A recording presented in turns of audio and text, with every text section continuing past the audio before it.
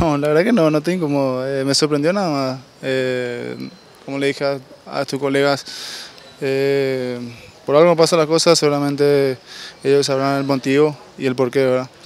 Pero nada, voy a seguir trabajando, insistir en lo que vengo haciendo, ir mejorando cada día más y seguramente en un momento llegará. Bueno, eso tiene un motivo, ¿verdad? Seguramente, como te digo, ellos tendrán su motivo. Eh, no me lo esperaba, pero bueno, seguir adelante. Esto para mí no termina, sigue. Tenemos un partido decisivo que es el miércoles, entonces pensaré en eso. Bueno, partido complicado, hay que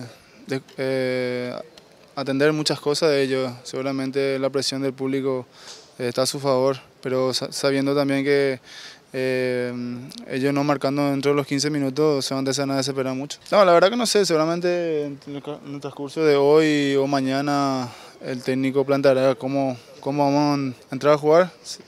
Seguramente él ya tiene todo planificado, todo lo que va a ser ese partido.